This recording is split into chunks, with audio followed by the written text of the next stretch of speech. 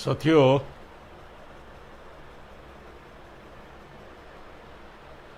आज का जो विषय है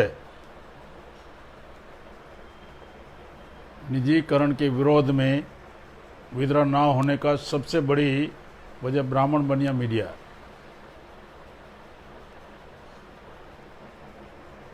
और उसके साथ जुड़ा हुआ है निजीकरण से संवैधानिक अधिकारों की समाप्ति और ब्राह्मण बनिया मीडिया की भूमिका। तो ये जो विषय है, इन विषय के संदर्भ में लाइव आने का हुआ है।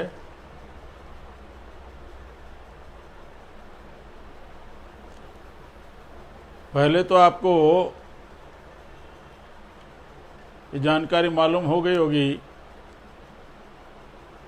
पिछले 2 दिन से लगातार अखबारों में चल रहा है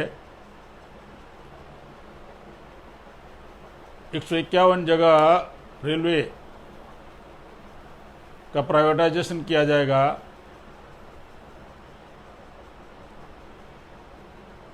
उससे पहले 18 जून को 41 कोयला खदानों का प्राइवेटाइजेशन हुआ।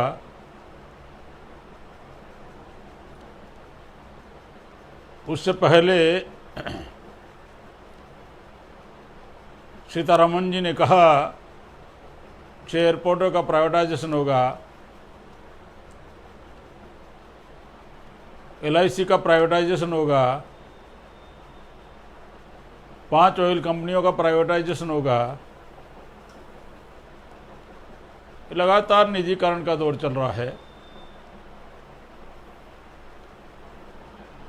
इसका बैकग्राउंड जानना जरूरी है। सबसे पहले तो सरकारी जो संस्थाएं है,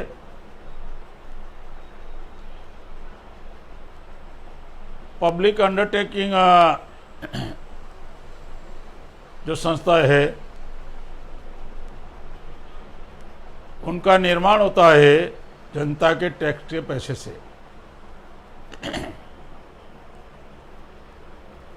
सरकारी संस्थाओं का जो विकास हुआ, डेवलपमेंट हुआ, यह आप लोगों के टैक्स के पैसे से हुआ। और वो सरकारी और अर्ध सरकारी संस्थाएं नेशनल वेल्थ माना गया, राष्ट्रीय संपत्ति माना गया। उस राष्ट्रीय संपत्ति का निजीकरण हो रहा है, अर्थात प्राइवेटाइजेशन हो रहा है, प्राइवेट कंपनियों के हाथों बेचा जा रहा है।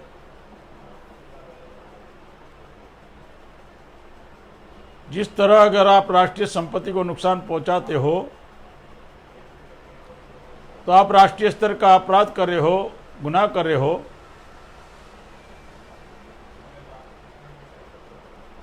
तो आप राष्ट्रीय संपत्ति बेच रहे हो, तो ये राष्ट्रीय स्तर का गुनाह है, राष्ट्रीय स्तर का अपराध है और राष्ट्र के साथ धोखेबाजी है।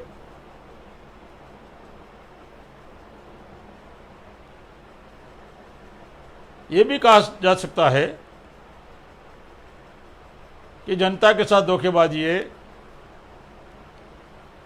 प्रजातंत्र में प्रजा के विरोध में सरकारों द्वारा अगर कानून बनाते हैं तो ये प्रजा के साथ विश्वासघात है, जनता के साथ विश्वासघात है। लेकिन इस विश्वासघात को और इस धोखेबाजी को छुपाने के लिए सरकारें बहुत सारा साजिश से षड्यंत्र करती है जो आम जनता को मालूम ना हो।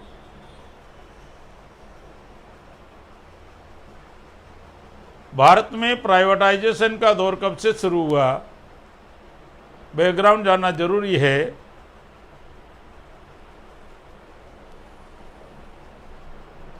यहाँ पर जो सामाजिक व्यवस्था है, 1950 में ही SC ST को रिजर्वेशन का प्रावधान था, प्रतिनिधित्व का प्रावधान था। संविधान के तहत उनको अधिकार दिया गया। लेकिन पिछड़े वर्ग को लगातार धोखेबाजी करते हुए कालेलकर कमीशन से लेकर मंडल कमीशन तक,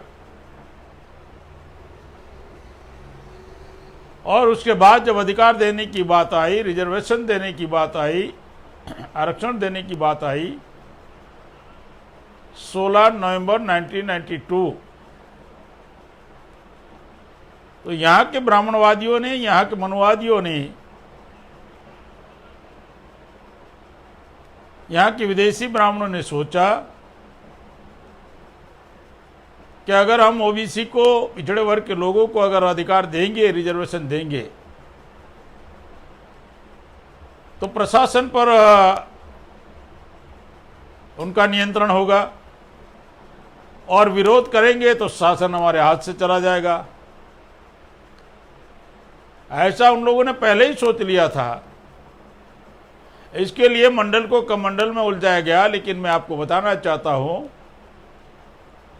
देने से पहले 16 नवंबर 1992 पिछड़े वर्ग को आरक्षण देने से पहले 1991 में प्राइवेटाइजेशन लागू हो गया, एलपीजी लागू हो गया। लिबरलाइजेशन, प्राइवेटाइजेशन, ग्लोबलाइजेशन 91 से कांग्रेस की सरकार ने लागू किया। यह रिजर्वेशन समाप्त करने का कार्यक्रम था, आपका मौलिक अधिकार, आपका संवैधानिक अधिकार समाप्त करने का कार्यक्रम था। दो तरीके बनाए उन लोगों ने, एक तो क्रीमिलियर और दूसरा निजीकरण।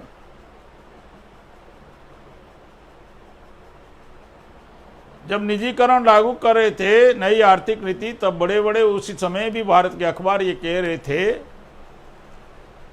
कि विदेशी कंपनियां भारत में आएगी और भारत में अरबों खरबों का इन्वेस्ट होगा और भारत का विकास हो जाएगा।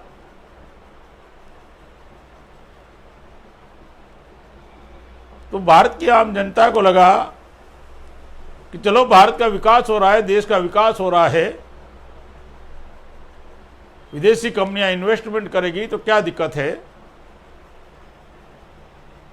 मतलब देश के विकास का सपना दिखाकर उन्होंने प्राइवेटाइजेशन लागू किया।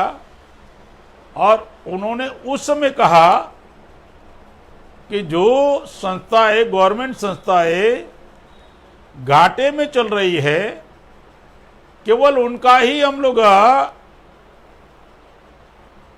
निवेश कर रहे हैं, उनका ही प्राइवेटाइजेशन कर रहे हैं। तो लोगों ने सोचा कि सरकारी संस्थाएं घाटे में चल रही है और वो अगर प्राइवेट हो जा रही है तो सरकार को क्या नुकसान है, कुछ ना कुछ तो फायदा ही होगा। इसके तहत मीडिया ने जन समर्थन हासिल किया। देश के विकास के नाम पर जन समर्थन हासिल किया और धीरे धीरे उन्होंने तरीका बनाया कि जो संस्थाएं प्रॉफिट करने वाली थी, उन संस्थाओं को भी उन्होंने प्राइवेट करना शुरू कर दिया, प्राइवेट कंपनियों को बेचना शुरू कर दिया। इसका मूल कारण ये था कि SC/ST OBC का जो रिजर्वेशन है, अगर सरकारी अर्ध सरकारी संस्थाएं अगर प्राइवेट हो जाती है तो प्राइवेट कंपनियों में तो आपका रिजर्वेशन है नहीं, शून्य हो गया।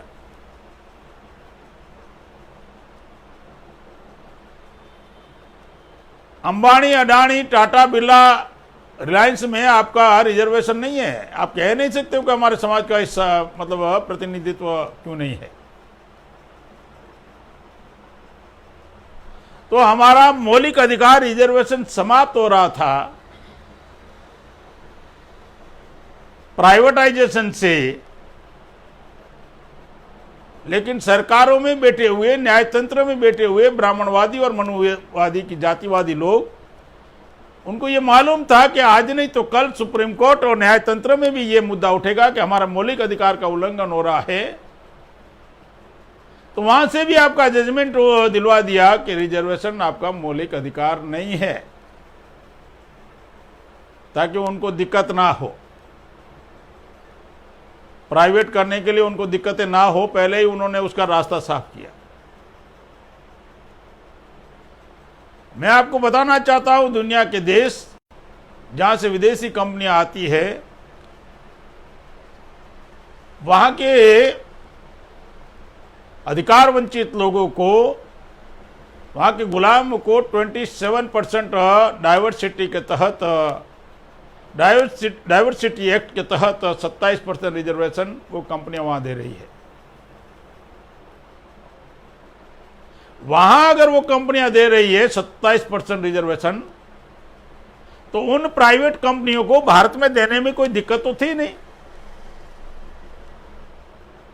लेकिन सरकारों ने कोई उनके सामने कंडीशन नहीं रखा, क्योंकि ब्राह्मणवादी सरकार, मनुवादी लोग, विदेशी ब्राह्मण आपके मौलिक अधिकारों को समाप्त करना चाहते थे, इसीलिए किसी प्रकार का शर्त नहीं रखा।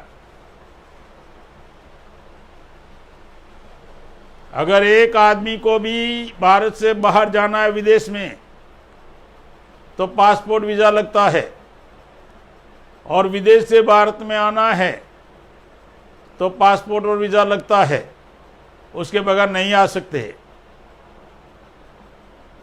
तो क्या वो विदेशी कंपनियां अपने आप भारत में आ गई इन्वेस्ट करने सरकार के परमिशन के बगैर?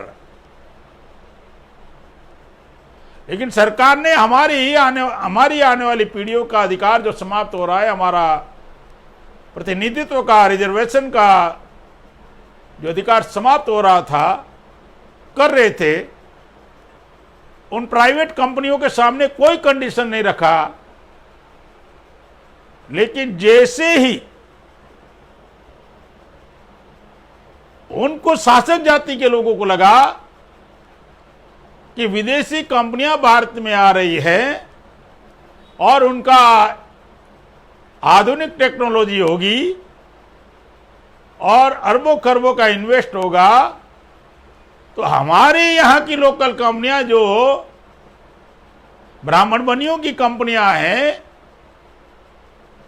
वो उनके सामने नहीं टिक पाएगी। तो शर्त रखा, विदेशी कंपनियों के सामने शर्त रखा कि भारत में आपको एक शर्त पर अनुमति देंगे, क्या आपको आना होगा। अगर आना चाहते हो तो लोकल कंपनियों के साथ कोलैबोरेशन करना होगा, समझौता करना होगा। तो जापान की होंडा और भारत के लुधियाना में जो हीरो साइकिल बनती थी, दोनों का कोलैबोरेशन हुआ तो हीरो होंडा बन गई। साइकिल कंपनी का मालिक मोटरसाइकिल कंपनी का मालिक बन गया। यहां की बजाज और जापान की सुजुकी, बजाज सुजुकी बन गई।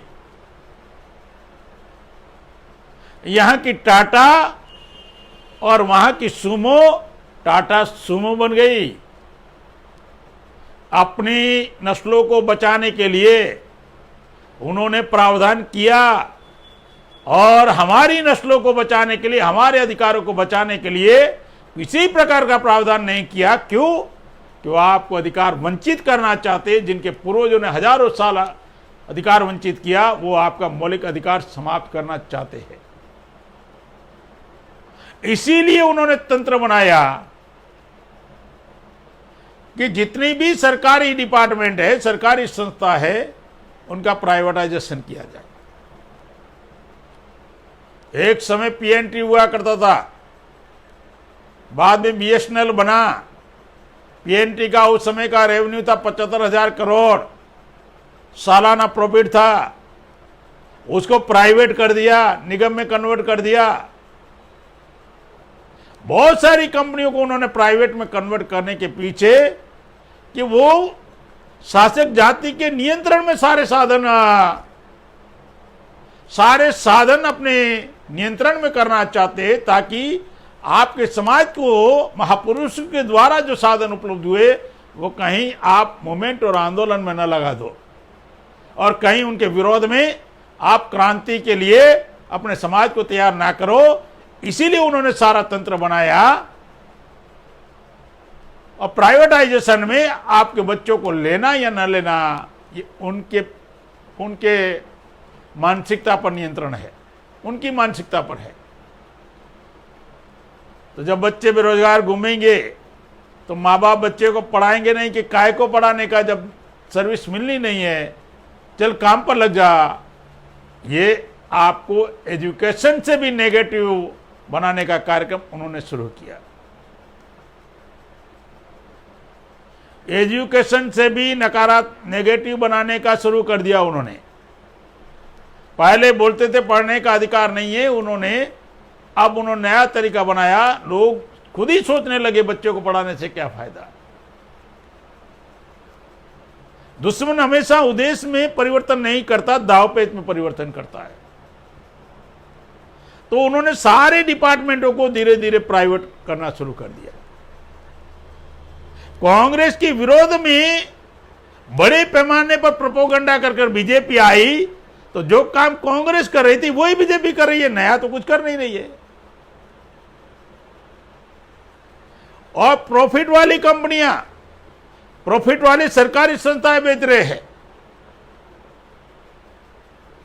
LIC का 2018 का वित्तीय वर्ष में 48,000 करोड़ प्रॉफिट है। 48,000 करोड़ LIC का प्रॉफिट 2018 के वित्तीय वर्ष में। और उसके लिए बना दिया, IPO बना दिया, इनिशियल पब्लिक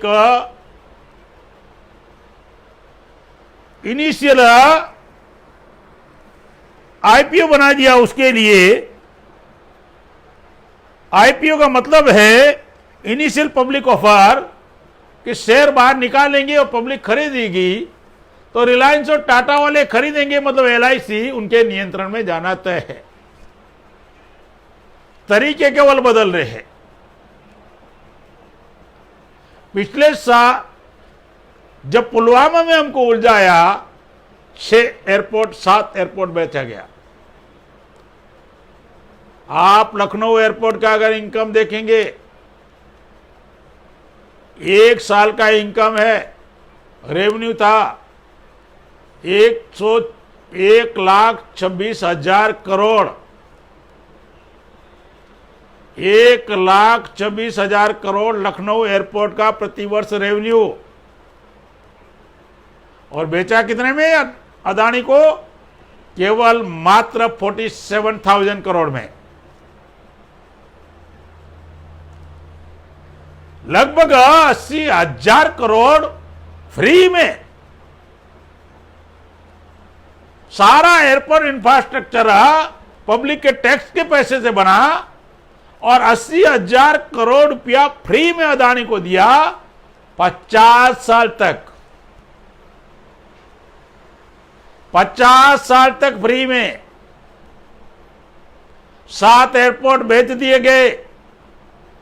6 और एयरपोर्ट बेचने का घोषणा हो गई। एयर इंडिया को उसकी नीलामी करने की घोषणा हो गई। कोल माइंस को 18 जून 41 कोयला खदान बेचने का कार्यक्रम शुरू हो गया। रेलवे को बेचना शुरू हो गया। जो प्रॉफिट कमा रही है वो सारी संस्थाएं बेचना शुरू हो गया। रेलवे की पटरियां सरकार के पैसे बिछाई टैक्स से। प्लेटफॉर्म बनाए गए जनता के पैसे से, टैक्स से। रेल के डिब्बे बनाए गए जनता के टैक्स के पैसे से। पूरा इंफ्रास्ट्रक्चर बनाया गया जनता के पैसे से, टैक्स लगाकर। और आप कमाएंगे कौन? रिलायंस। कमाएंगे कौन? अदानी। तो ये सारा का सारा तंत्र उन लोगों ने बनाया। आपको अधिकार विहीन बनाने का तरीका उन्होंने बनाया। आपको मनुस्मृति के तहत संपत्ति विहीन बनाने का उन्होंने तरीका बनाया, और आपका आरक्षण का अधिकार समाप्त कर दिया।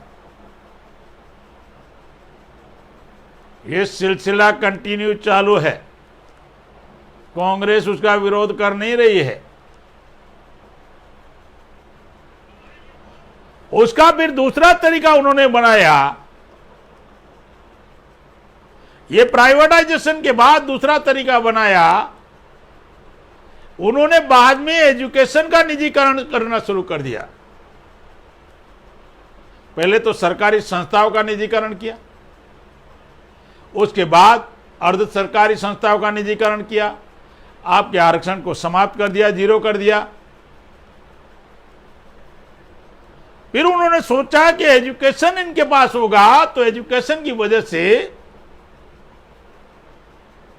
जागृति आती है, और जागृति की वजह से अधिकारों के प्रति लोग विद्रोह करते, विरोध करते हैं। तो 2007 में सुखदेव थोरात नाम के शेड्यूल कास्ट व्यक्ति को यूजीसी का चेयरमैन बनाया, यूनिवर्सिटी ग्रांट कमीशन का चेयरमैन बनाया, और उन्होंने सेल्फ फाइनेंस कॉन्सेप्ट लागू कर दिया। उनको कहा कि सरकारी ग्रांट यूनिवर्सिटी को नहीं दिया जाएगा। तो यूनिवर्सिटी चलाने वालों ने कहा हम चलाए कैसे? तो बोला आप ही बढ़ोतरी कर लो, 1000 गुना कर लो। जहां 10,000 भी थी वहां 10 लाख हो गई। मनमानी का तंत्र बना दिया। और जब सेल्फ फाइनेंस कॉलेज शुरू हो गई और लाखों रुपए की फी अगर वहां भरना पड़ता है, और जब आप 10-15 लाख रुपया वहां भरने को तैयार होते हैं, तो अगला सवाल आता है कि आप क्रीमिलियर में आते हो, आपके पास पैसा कहां से आया? अगर नहीं है तो रिजर्वेशन नहीं है, आपको एजुकेशन की सीटें खाली है। अगर आप भरते हो तो क्रीमिलियर में आते हो। मतलब एजुकेशन से वंचित रखने का कार्यक्रम उन्होंने शुरू कर दिया। प्राइवेट एजुकेशन समाप्त करने का कार्यक्रम उन्होंने ऑलरेडी चला कर रखा, आप सब जानते हैं। 8वीं तक बच्चे की परीक्षा ही नहीं लेने का, अपने आप ड्रॉप आउट।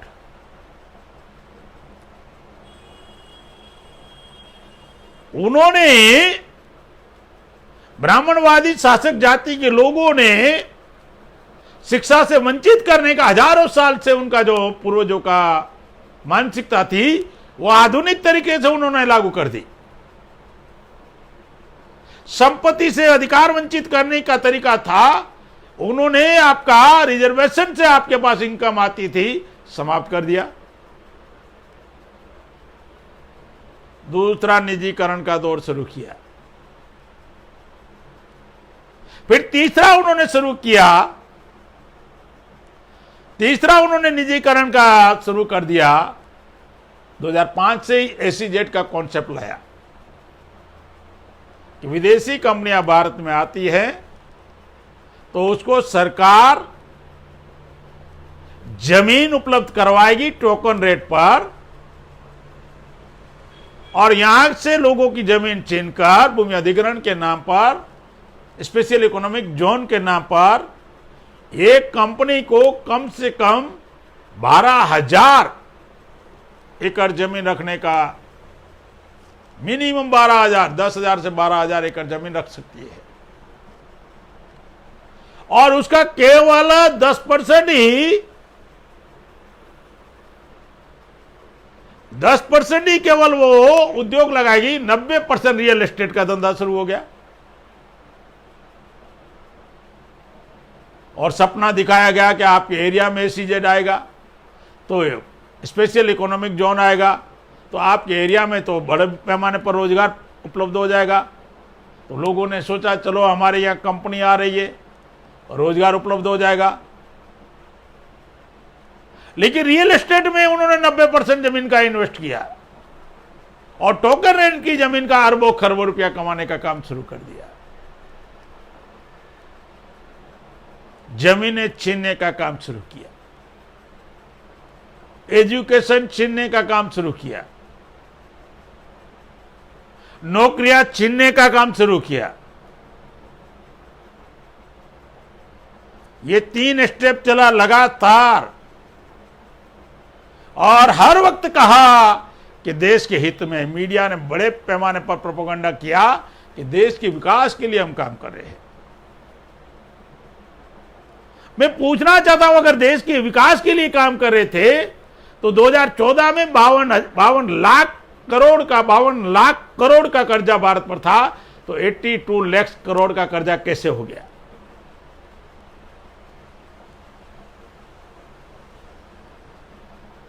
दो 2012 में 3,25,000 करोड़ ब्याज चुकता करते थे, अभी कम से कम 4,75,000 करोड़ का ब्याज चुकता कर रहे हैं। मतलब बजट का 25-30% तो ब्याज चुकता करने में जा रहा है। तो आप तो नई आर्थिक नीति के आधार पर भारत को आगे बढ़ाने का सपना बता रहे थे, भारत का मीडिया ही बता रहा था। वो वन साइडेड बता रहा था ब्रेन वॉशिंग के लिए। अगर भारत में आप विदेशी कंपनियों को अलाउ कर रहे हो तो विदेशी मीडिया को अलाउ क्यों नहीं कर रहे हो, अखबारों को?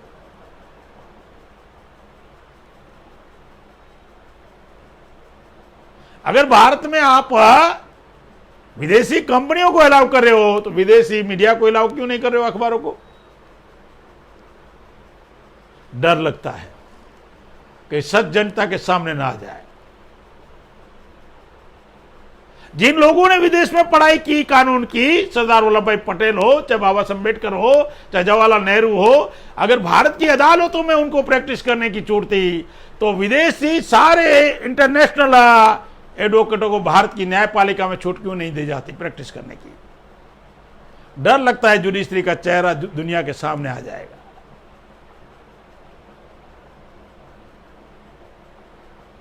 अब तीसरा तरीका उन्होंने बनाया है, PPP का चल रहा है, पब्लिक प्राइवेट पार्टनरशिप, कि सरकार और प्राइवेट कंपनियों का पार्टनरशिप होगा और विकास होगा। PPP के मॉडल पर भी हम लोगों को बेवकूफ बनाया गया मीडिया के द्वारा कि दोनों मिलकर, सरकार और प्राइवेट कंपनियां मिलकर जनता का विकास करेगी। मैं आपको बताना चाहता हूं, भारत में 15 लाख सरकारी स्कूल है और अभी PPP के नाम पर सरकारी स्कूलों को प्राइवेट कंपनियों को दिया जाएगा। मतलब एक सरकारी स्कूल के पास कम से कम 2 एकड़ जमीन है, 2 से 3 एकड़ बच्चों को खेलने कूदने का, तो 15 लाख इंटू 3 एकड़ 45 लाख एकड़ जमीन। और अगर 1 एकड़ का अगर 1 करोड़ भी माना गया, 2 करोड़ माना गया, तो 90 लाख करोड़ रुपए की जमीन टोकन रेट में दिया जाएगा। और प्राइवेट कंपनी वाले बोलेंगे कि आपके पास पैसा है, बच्चे को पढ़ाओ, नहीं है तो क्यों पढ़ाते हो, जबरदस्ती है क्या? PPP का नमूना बता रहा हूं आपको। और 16 लाख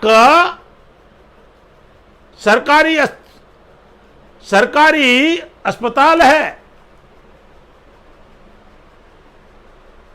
और सरकारी अस्पताल में आपको मालूम है बगैर ऑक्सीजन के कैसे बच्चे मरते हैं, आपको मालूम है इस चिमकी बुखार में बच्चे कैसे मरते हैं। वो 16 लाख सरकारी अस्पताल की जमीन भी प्राइवेट कंपनियों को देने का शुरू हो गया है। मतलब अरबों खरबों रुपए की जमीन प्राइवेट कंपनियों को देंगे और बोलते पब्लिक प्राइवेट पार्टनरशिप। अब पब्लिक प्राइवेट पार्टनरशिप में पब्लिक का कौन सा पार्टनरशिप है?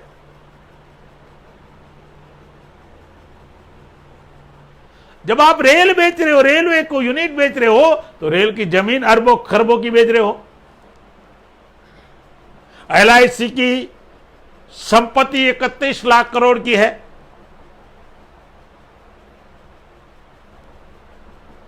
तो ये सारा का सारा जो कह रहे थे देश बिकने नहीं दूंगा, बेच रहे हैं। अरे जिस लाल किले से कहा, उस लाल किले का रेवेन्यू 18 करोड़ सालाना था, और गिरवी रखा डालमिया के पास कितने में? 5 करोड़ में। 13 करोड़ फ्री में सालाना, और कितने साल? 30 साल। मतलब सरकार को आप ठेके पर चलाना चाहते हो, और उन्हीं कंपनियों से आप अरबों खरबों डोनेशन लेते हो। 18 मार्च 2018 को बकायदा पार्लियामेंट में कानून बनाया गया, जिन पॉलिटिकल पार्टियों ने विदेशी चंदा लिया है उनकी जांच पड़ताल नहीं होगी। भ्रष्टाचार के नाम पर भाषण करे, काले धन के नाम पर भाषण करे, और जो लिया, कितना लिया, कहां से लिया, कब लिया, उसकी जांच भी नहीं होगी। तो इसका मतलब आप सरकारी यूनिट एक कमीशन के भाव में बेच रहे हो। कमीशन का तरीका नया बन गया है, वो चुनावी फंड का तरीका हो गया है, और उसका ऑडिट नहीं, जांच भी नहीं। जनता के साथ विश्वासघात हो रहा है, और इसका परिणाम क्या हुआ? इसका परिणाम, ये भयानक परिणाम सामने आया। अगर आप देश का विकास करना चाहते हैं, देश के हित में अगर बात करना चाहते थे, तो अभी एक्सपोम का रिपोर्ट आया, 1% के पास भारत की 73% संपत्ति है। 1% के पास 73% संपत्ति है भारत की, और 99% के पास कितना है? केवल 27%।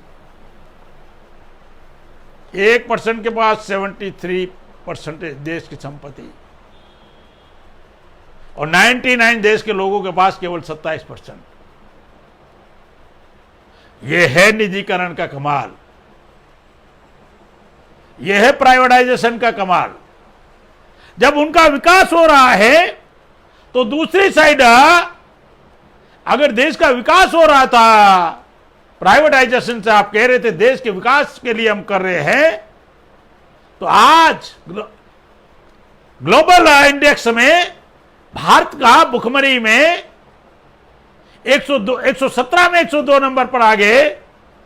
अरे श्रीलंका से नीचे आ गए, पाकिस्तान से नीचे आ गए, बांग्लादेश छोटा देश है, उससे भी भारत का नीचे स्थान आ गया। तो आप 1991 से भारत का विकास करने का नई आर्थिक नीति बनाया, और इसका परिणाम यह आ गया कि 80 करोड़ लोगों को 5 किलो चावल खरीदने लायक भी नहीं छोड़ा। यह है आपकी नई आर्थिक नीति। 80 करोड़ लोगों को 5 रुपया किलो चावल गेहूं खरीदने लायक भी नहीं छोड़ा। 5 किलो का मतलब समझ रहे हैं? 5 किलो गेहूं का मतलब 100 रुपए की कीमत होती है 20 रुपए के हिसाब से, और महीने में 100 रुपया खर्च करने लायक भी नहीं छोड़ा। 20 रुपया किलो गेहूं, 5 किलो का कितना हुआ? 100 रुपया। मतलब महीने में आप 100 रुपये का गेहूं और चावल खरीदने लायक भी 80 करोड़ को नहीं छोड़ा, और उसको आप घोषणा कर अपनी पीठ थपथपा रहे हो। एक साइड अरबों खरबों की प्रॉपर्टी भारत की बेच रहे हो, और जनता के ऊपर उपकार कर रहे हो 5 रुपए किलो चावल का। ये परिस्थितियां इतना भयानक पैदा कर दिया उन लोगों ने कि आज प्रति सेकंड भारत पर, अभी जो 2014 में भारत पर कर्जा था 54 लाख हजार करोड़ का, और 2018 में 82 लाख करोड़ का, कौन सा नरेंद्र मोदी ने विकास किया?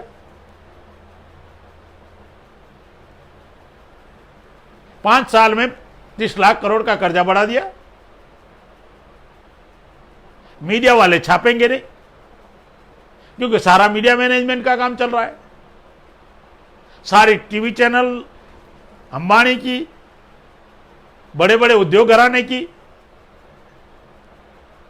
छापने वाले है नहीं, बताने वाले नहीं है। तो ये जो लगातार इस देश में भयानक परिस्थितियां निजीकरण से पैदा हो गई, और उसके लिए क्या हुआ, किसान 91 से पहले आत्महत्या नहीं करता था, आत्महत्या कर रहा है किसान।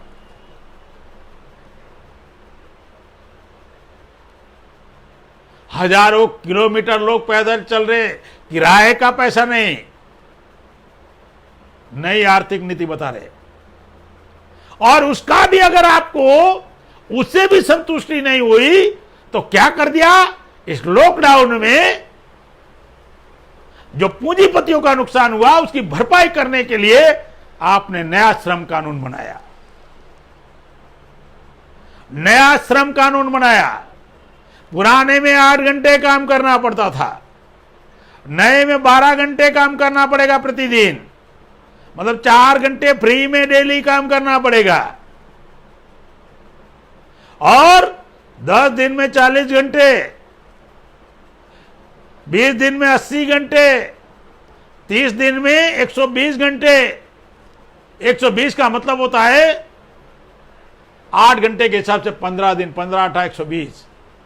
महीने में 15 दिन मुफ्त में काम करना पड़ेगा आपको।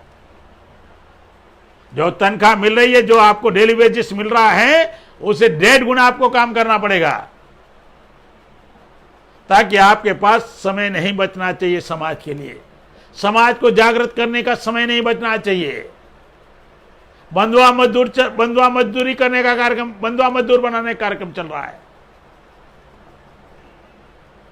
अगर महीने में 15 दिन फ्री काम करना पड़ेगा तो 12 महीने में 6 महीना आपको मुफ्त में काम करना पड़ेगा। मजदूरों का, गरीबों का खून चूसकर पूंजीपतियों की तिजोरी भरने का कार्यक्रम चल रहा है। डबल मार पड़ने वाली है। एक तो प्राइवेट सरकारी संस्थाओं का निजीकरण हो जाएगा, और निजीकरण में 12 घंटे काम करना पड़ेगा, मतलब संवैधानिक अधिकार आपका समाप्त हो गया। और उसके बाद बंधुआ मजदूर बनाने का कार्यक्रम भी चल रहा है। भयानक परिस्थितियां भारत में पैदा कर ली, और ये सारा डर उनको इसलिए नहीं लग रहा है, ईवीएम का कमाल हो गया। उनको मालूम था, उनको इस बात का मालूम था कि ये नई आर्थिक नीति 91 के बाद परिणाम ये आ जाएगा, 80 करोड़ भुखमरी के शिकार बन जाएंगे, 80 करोड़ बिलो पॉवर्टी लाइन के नीचे जाएंगे, 7 करोड़ बेरोजगार बन जाएंगे, 29 करोड़ भुखमरी के शिकार बन जाएंगे। और तब विद्रोह हो गया तो, और इनका वोट ज्यादा होने की वजह से इनको कंट्रोल करना मुश्किल होगा। तो इस नई आर्थिक नीति का परिणाम उन शासक जातियों को पहले मालूम था कि यह भारत में परिस्थिति जो हम कर रहे हैं, ऐसा परिस्थिति का निर्माण होगा, और उस समय उनको नियंत्रण करने के लिए क्या करना होगा, तो उनके वोट के अधिकार को समाप्त करने का, खारिज करने का कार्यक्रम बना लिया। इनडायरेक्टली समाप्त करने का कार्यक्रम बना लिया। और इसमें मैक्सिमम SC ST OBC जाति जनगणना के नाम पर अभी तक कुछ कोई बोल नहीं रहे, कांग्रेस ने भी नहीं किया। और मोदी तो नरेंद्र मोदी जी पिछड़े वर्ग के नाम पर वोट लिया, और बाद में हलफनामा भी दाखिल किया। अब नया ये 2021 में जनगणना का कार्यक्रम सरकार फिर धोखेबाजी कर रही है। नया तंत्र बनाकर डिजिटल होगी जनगणना, इसमें कागज पेन नहीं रखा जाएगा, और आंकड़े उपलब्ध करवाएंगे, और 2025 में बताएंगे, घोषणा करेंगे। मतलब 2024 में भी आप चुनाव लगाने वाले हो, और पिछड़े वर्ग को मालूम नहीं है इस बात का। मुसलमानों को एनआरसी के नाम पर उलझा कर रखा, एससी एसटी को क्रिमिलेयर के नाम पर अभी लॉकडाउन में उलझा कर रख दिया, आदिवासियों को अरबों खरबों की संपत्ति छीनने के लिए सुप्रीम कोर्ट में पेंडिंग केस पड़ा है 11.5 लाख आदिवासियों को जमीन से बेदखल करने का। देश की संपत्ति लूटने का कार्यक्रम चल रहा है। इतना तो अंग्रेजों ने भी बर्बाद नहीं किया था भारत को। इतना भारत को बर्बाद करने के लिए शासक जाति के लोगों ने तरीका बनाया है और मीडिया इसके ऊपर बिल्कुल चुप है, क्योंकि मीडिया में हमारा प्रतिनिधित्व नहीं है। चैनल किसी एससी एसटी ओबीसी माइनॉरिटी की है नहीं और उसमें प्रतिनिधित्व नहीं है, और मीडिया ने हर बार डायवर्सन किया है, कभी पुलवामा के मैटर पर, कभी अभी चाइना का हुआ, 20 लोग मारे गए। अजीब तरीका है डिजिटल स्ट्राइक का।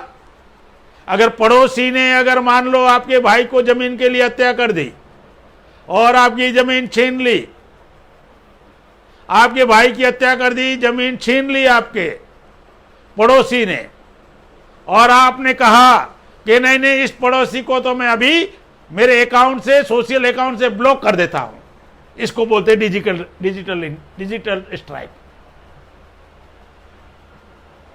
वो लड़ाई मैप की थी, ऐप पर आकर रुक गई। तो ये सारा ध्यान भटकाने का मीडिया का कार्यक्रम है।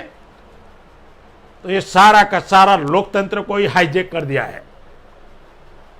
सरकारें देश को ठेके पर चला रही है, कॉन्ट्रैक्ट पर चला रही है सरकारें। जब सरकारी संस्थाएं कॉन्ट्रैक्ट पर चल रही है तो इनडायरेक्टली सरकार कॉन्ट्रैक्ट पर चला रहे हैं। आप एमपी एमएलए के लिए आप उस सीट को एडॉप्ट कर देते हैं उद्योगपतियों को, और उद्योगपति उस सीट को एडॉप्ट कर लेते हैं कि यह सीट जितवाने की जिम्मेवारी मेरा और इन्वेस्ट मेरा रहेगा। और हवाई जहाज में आप प्रचार कर रहे हैं, अंबानी के हवाई जहाज में, टाटा बिरला के साधनों पर अरबों खरबों रुपए की जमीन टोकन रेट में। तो ये जो चल रहा है, भयानक परिस्थितियां भारत में पैदा हो गई है और वोट का अधिकार भी आपका समाप्त हो गया। ये नया मनुस्मृति भारत में लागू हो गया। हजारों साल से अंग्रेजों ने जो अधिकार दिया वो भी छीन लिया गया। अंग्रेजों ने अधिकार दिया था पढ़ने लिखने का, समाप्त हो रहा है। हायर एजुकेशन और प्राइवेट एजुकेशन, हायर एजुकेशन समाप्त हो रहा है और प्राइमरी एजुकेशन समाप्त हो रहा है। अंग्रेजों ने अधिकार दिया था जाति जनगणना करवाने का, बंद करवा दिया। अंग्रेजों ने अधिकार दिया था भूमि अधिग्रहण का, कि सरकार के प्रोजेक्ट के लिए आप जमीन ले सकते हो, प्राइवेट कंपनियों के लिए नहीं, छीनने का कार्यक्रम शुरू हो गया। अंग्रेजों के समय आरक्षण का अधिकार मिला, अब क्रिमिलेयर और प्राइवेटाइजेशन से समाप्त हो रहा है। अंग्रेजों के समय वोट का अधिकार मिला, समाप्त हो रहा है। अंग्रेजों के समय इक्वालिटी का अधिकार मिला, समानता का, वो भी समाप्त हो रहा है। भारत के लोकतंत्र को खतरे में डाल दिया गया है। और भारत का मीडिया बिल्कुल इस बात को बता नहीं रहा है, छुपा रहा है भारत का मीडिया। और इस मीडिया से, ये मीडिया जनता के साथ द्रोह कर रहा है, ये जनता के साथ विश्वासघात कर रहा है। एससी एसटी ओबीसी माइनॉरिटी के इश्यू को नॉन इश्यू कर देता है और नॉन इश्यू को नेशनल इश्यू बना देता है। और इस मीडिया के भरोसे पर आप अगर सोचोगे तो आपको बड़े बड़े सपने दिखाएंगे कि भारत विकसित हो रहा है, विकास हो रहा है भारत का। लेकिन जमीनी हकीकत अलग है। ये 4 प्रकार के उन्होंने तरीके बनाए, प्राइवेटाइजेशन, एसीजेड, शिक्षा का एजुकेशन और प्राइवेट PPP, ये सारा का सारा सरकारी संपत्ति को बेचने का कार्यक्रम है। राष्ट्र की संपत्ति को प्राइवेट कंपनियों को बेचने का कार्यक्रम है। मंदी में यहां बाबा रामदेव का प्रॉपर्टी बढ़ जाता है, जय शाह का प्रॉपर्टी बढ़ जाता है, नोटबंदी में हजारों गुना प्रॉपर्टी बढ़ जाती है। तो ये सारा का तरीका, मैं खुलेआम कह रहा हूं कांग्रेस बीजेपी को, अगर हिम्मत है तो चुनाव में निजीकरण के ऊपर वोट मांगो। अगर चुनाव में एजुकेशन के नाम पर वोट मांगो, चुनाव में रोजगार के नाम पर वोट मांगो, चुनाव में आरक्षण के नाम पर वोट मांगो, चुनाव में किसानों की जो आत्महत्या आपकी वजह से हो रही है उसके नाम पर वोट मांगो, आदिवासियों के 5वीं 6ठी अनुसूची के नाम पर वोट मांगो, चुनाव में नोटबंदी के नाम पर वोट मांगो, चुनाव में जाति जनगणना के नाम पर वोट मांगो, चुनाव में एसीजेड के नाम पर वोट मांगो, चुनाव में भूमि अधिग्रहण के नाम पर वोट मांगो, चुनाव में क्रिमिलेयर के नाम पर वोट मांगो। नहीं बताएंगे, नहीं कहेंगे। और मीडिया भी सही बात लोगों तक नहीं पहुंचाने वाला। सही बात मीडिया बताने वाला भी नहीं है।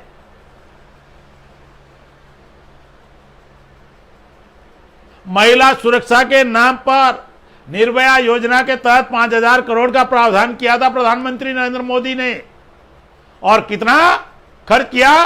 केवल 40%, मतलब 2,000 करोड़। महिला सुरक्षा के नाम पर 2,000 करोड़ और गंगा की सफाई के नाम पर 20,000 करोड़। मीडिया नहीं बताने वाला इन बातों को। तो ये नई आर्थिक नीति, ये देश को बर्बाद करने की नीति है। इसीलिए करना क्या होगा? निजीकरण का सख्त विरोध करना होगा। और अगर हमारा मौलिक अधिकार समाप्त हो रहा है तो निजीकरण में भी हमारा आरक्षण होना चाहिए, ताकि सरकार के टैक्स के पैसे से बना हुआ है और संवैधानिक अधिकार हमारा समाप्त हो रहा है, तो निजीकरण में भी आरक्षण होना चाहिए। ये चुनावी एजेंडा होना चाहिए। जाति जनगणना चुनावी एजेंडा होना चाहिए। जिसकी जितनी संख्या उसका उतना हिस्सेदारी, और बजट में भी उसका उतना प्रावधान होना चाहिए। इन बातों पर मीडिया भारत का छापने वाला नहीं है। और हमारे बुद्धिजीवी लोगों को लगता है कि मीडिया में जो आ रहा है वही बातें सच है। मीडिया जो बता रहा है उतना ही उनको लग रहा है। मीडिया जो नहीं बता रहा है वो लोगों तक आवाज पहुंच ही नहीं रही है। तो लगातार 91 से लेकर 29 साल देश को लूटने का काम चल रहा है। 29 साल देश को लूटने का काम चल रहा है। 29 साल से आपकी जमीनें छीनने का काम चल रहा है। 29 साल से आपका एजुकेशन समाप्त करने का काम चल रहा है। 29 साल से आपको संवैधानिक अधिकार समाप्त करने की साजिश चल रही है। 29 साल से आपको खून चूसने का कार्यक्रम चल रहा है। और मीडिया बता रहा है देश के विकास के लिए सरकार नई योजना बना रही है, नई आर्थिक नीति बना रही है। ये धोखेबाजी के अलावा कुछ नहीं है, ये विश्वासघात के अलावा कुछ नहीं है। इसीलिए यही उम्मीद है कि निजीकरण का सख्ती से विरोध होना चाहिए। और पूरे भारत में लॉकडाउन की आड़ में सारा चल रहा है, सारे फैसले दिए जा रहे हैं लॉकडाउन की आड़ में, ताकि जनता सामूहिक रूप से संगठित और विद्रोह न कर पाए।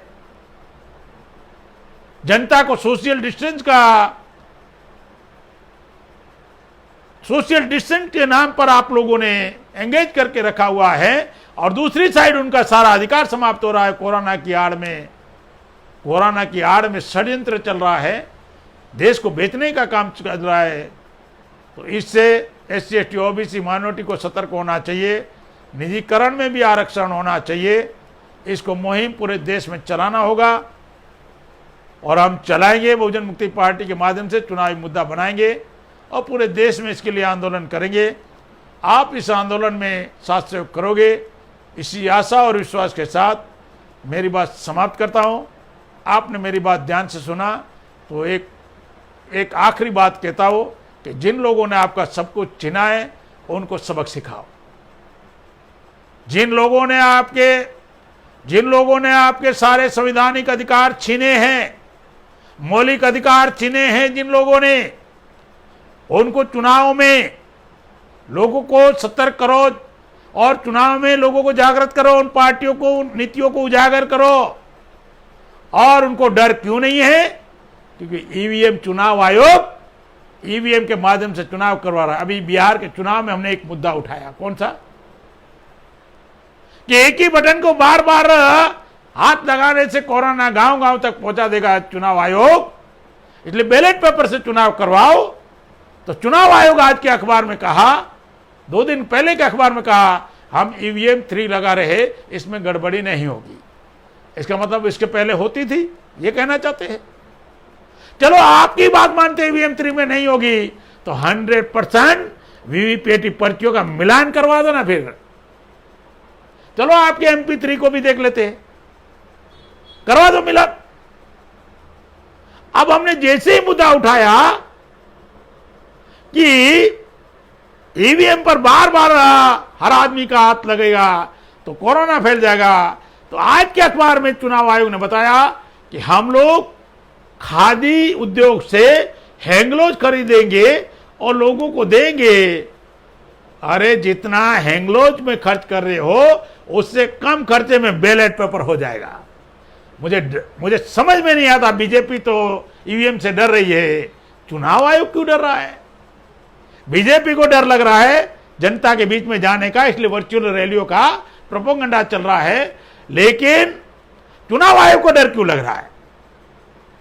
जितना आप हैंगलोज खरीदोगे उससे कम खर्चे में तो कागज, बैलेट पेपर से चुनाव हो जाएगा। और बैलेट पेपर, कागज से कोरोना नहीं फैलता। अखबार चल रहे हैं। चुनाव आयोग ईवीएम से चुनाव करवा रहा है, इसी वजह से उनका मनोबल बढ़ा हुआ है कि जनता में कितना भी विद्रोह हो, विरोध हो, हमें क्या फर्क पड़ेगा, हम तो वोट छीन लेंगे।